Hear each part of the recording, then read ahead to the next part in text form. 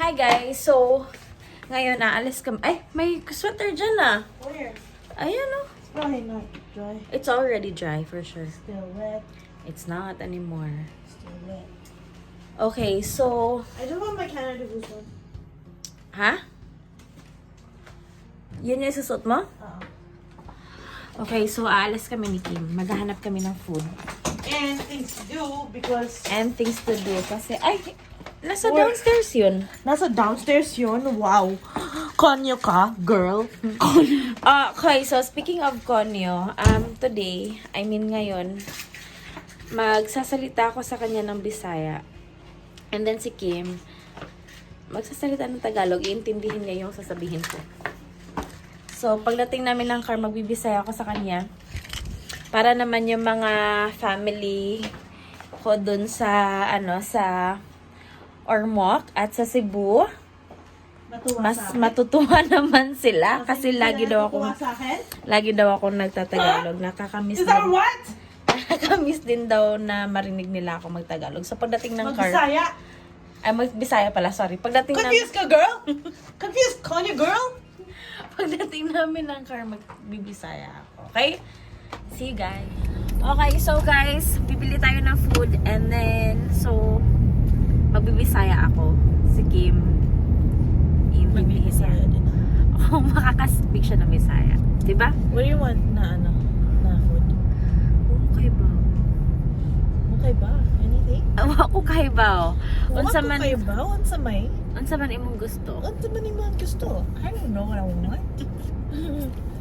I don't know what I want. Ganahan What do you ka want? og There's no more ice cream. They closed. ay kagani halagi utak ng lakaw ato. I was editing. Sa putay ka sa pag-iingon. No. What do you want? There's McDonald's. Ay, pwede ta Bubble tea. magkuan. Pwede ta mag Oreo McFlurry. Okay, I gotta go there. No, it's not the same. Kuan na lang. Kasabot day ka. Yeah, of course. Si Kim de kay gituluan din na ako siya Bisaya. So naana siya idea unsaon pag Bisaya, Of guys. course, exactly. Oh, fluent na siya. Hapit na siya ma-fluent. Yeah, Diba super. na siya kaanyag basta makabisaya na siya. True. Diba no? Unsa may gikaon nimo kaganiya sa work? I just had a salad roll and we cooked breakfast today. So I ate, or no, I cooked actually at breakfast. Unsa may giluto nimo? Boiled eggs and chicken. Daghag tao Fried ron sa inyo? Only like 4 of us. No, 4 and then me, so 5. Nya gikapoy kasi magtrabaho. Not really, because I didn't really do much, but I did help a client clean his suite today, which is, yeah, it was a lot.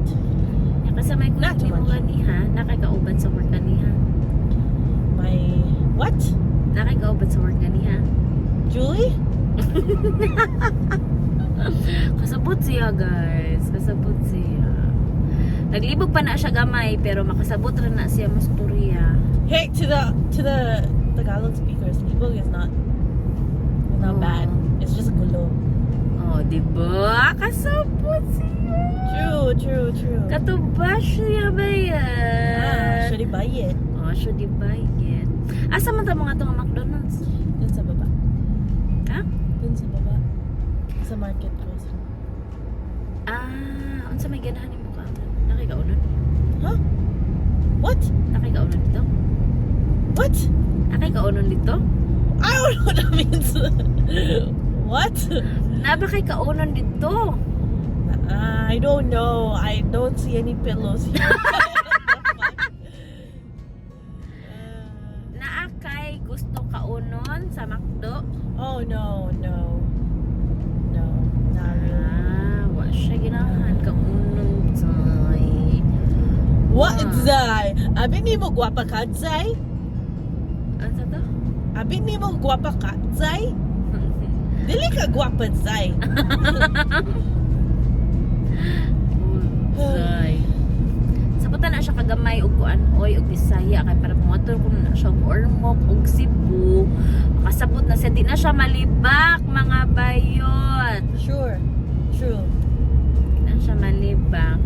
Pero og saputon ko no kay magyaw-yaw po lami ra man gid na magyaw-yaw kano og Bisaya. Magyaw-yaw like yo-yo. Lahi ra man gid no og saputon ka magyaw-yaw ka magbisaya ka marag. In Bisaya, how do you say basta driver with ladder? Mamong ko na sa Bisaya. How do you say it? How do you say basta driver with ladder? Kung driver ka, sweet lover ka. That's Tagalog. Oo, sa mali. Ay, pareha raman.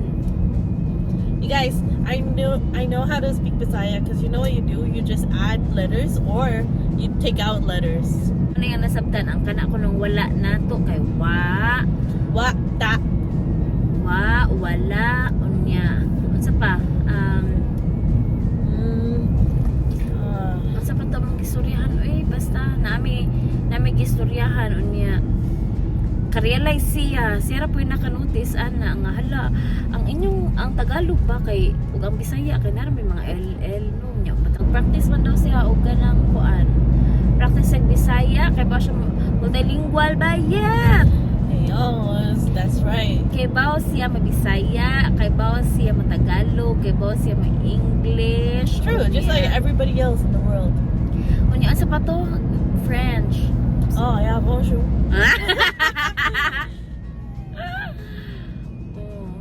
So maundang niya itong pagbisaya no kung maabot na tag McDo karon rata nag kuan murag lain lagi ang video murag blurry lagi Because it's dark. It's okay, whatever. It'll be one of our videos that it's dark. It's fine. So pag abot na mo og McDo kay maundang na ni ang Bisaya. She has to order in Bisaya. If they don't understand at McDonald's, then it's too bad. It's too bad. Oy dili mag kuanta syempre mag English daw kini sila kasabot nato sama. So naghuwat lang mi sa mong order. Oh, look, they also ordered McFlurry. Unsay atong gi-order? We ordered McFlurry, a sundae, and small fry. Park tayo, kaya tayo. Hindi hapon. So mangita lang may parking. Ngaon mi kadali. Sorry ha, medyo dark ang video pero I hope madungog ni ninyo. I hope naririnig nyo kami. Wala, anong degrees madam? Mainit na yun? Mainit ba? Hindi ba? 9 degrees. 9 degrees karon ngayon. And we're eating ice cream. 9 degrees ba? 9 degrees. Ay, parang old yung fries. Kasi gabi na. Medyo fail to kasi dapat medyo pa challenge kind of stuff. But Pero what na siya si Kim kasi since I sabot kasabot siya. Kasabot siya Bisaya. Bisaya. Pero that's okay. At least kabalo po ang ako family sa Philippines na kasabot siya Bisaya. Kasi minsan medyo hesitant sila parang nahihiya sila kausapin si Kim minsan kasi akala nila all the way English and Tagalog lang. But I always tell them na nakakaintindi naman siya ng yeah, you know what? You just have to like speak slowly. Hinay ba, guys? Hinay lang. I can't understand paspas. Paspas Bisaya. Ano, hinay. Kasabot siya. So, magiging doon tani ang purpose sa mong video, no? Nga, magbisaya mi. True. Alam nyo, wait lang. 9:17 na. Pero, bright pa sa labas. Nakikita nyo? Magsa-summer na talaga, guys. Mag-ano kayo. Mag-ready kayo kasi sabi nila, mainit daw ngayon. So, last year, nag-heatwave po din, he. It was crazy. Uy! Bisaya ra! Grabe ka init, guys. Grabe, very Grabe ka init, guys. incinerating na init. Tapos, unya. Murag ako ang na-challenge, no? Murag dili si Kim ang na-challenge. Murag ako. Murag.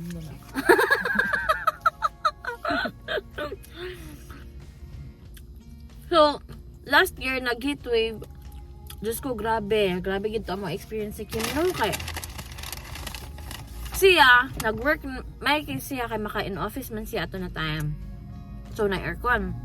Pero even na ang aircon ato na time nila, kay marag dili kayo kasugakod. So, kami, kabala, grabe, nabutan na mig-fall sa mga bintana. Unya, pa ko. Nabutan na mig-fall sa mga bintana. Unya, na namin spray per migunit kay marag mag-spray namin sa mong body. True. It's so hard, guys. Imagine at like midnight or like after midnight, mga 1 o'clock, 2 o'clock, malabas kami. Sando, shorts, walang hangin. Tapos ang temperature, 27, 32. 30, di ba? Ang init. Even at night, like that. Imagine, mas init diri kasi sa Pilipinas ato na time. And then, inibugawas mi, feel na mo ang hangin na aral taman diri, kalahos ang hangin din he.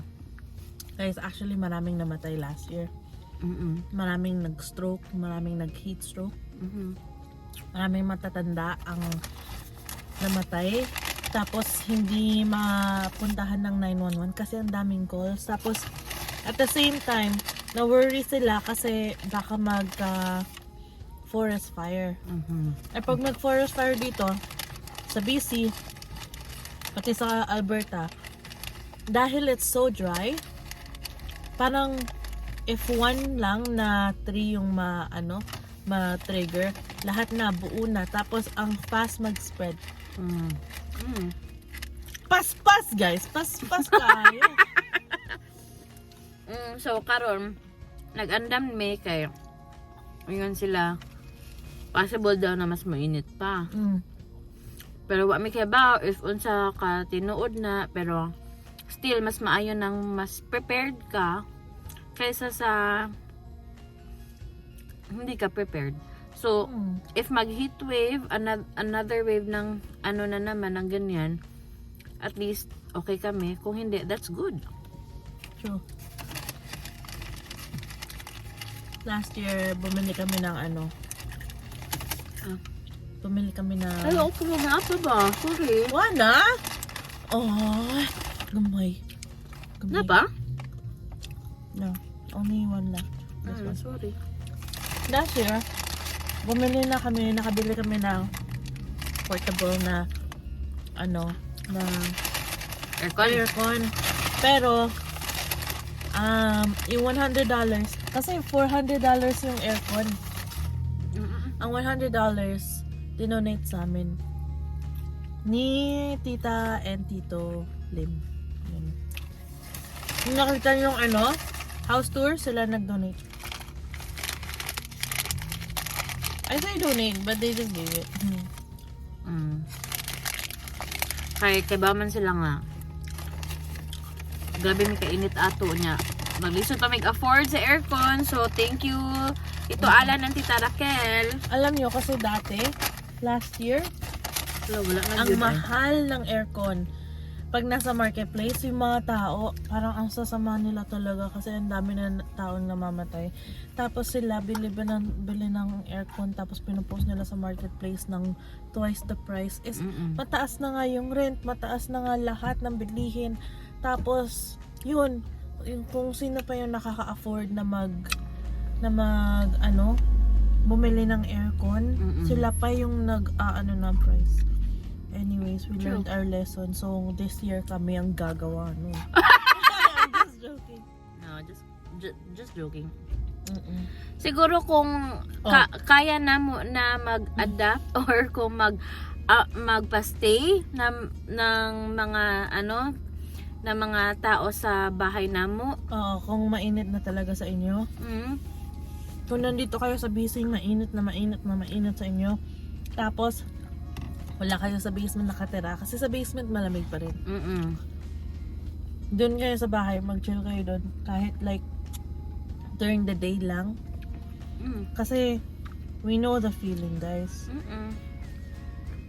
And last year, not gonna name any names, but some people had aircon and we were not being invited to their house. Not gonna name any names. Pero I'm saying, kay bawo sila na struggle kay mi ato.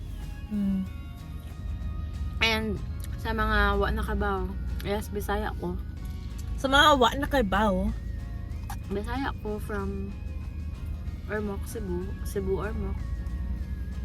the land of the phoenix, ang sabi nila. Murag na usara ang Ormoc ug Cebu, no? Ormoc yun ko originally, and then nag-school og work ko sa Cebu. So, And if you're wondering, baka naman Bisaya si Kim, I'm not.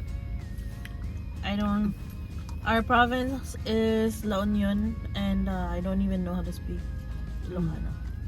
So, wala akong ibang language, guys. Tagalog, English lang. Kaya,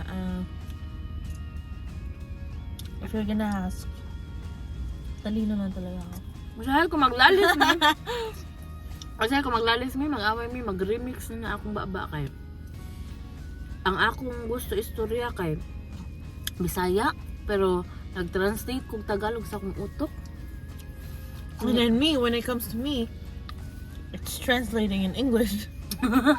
And then I have to come out in Tagalog. There's a lot of translations going on here, guys. Anyways, this is getting so long. Yep. So, thank you all everyone for watching. I hope you enjoy. We hope that you enjoy this video. Like, wala lang. Very lang na video. Very random lang na video. And I just want to give one last shout out to No Name Necessary. Shout out to you. Ingat kayo lagi. Alright, that's it. Thanks. Bye.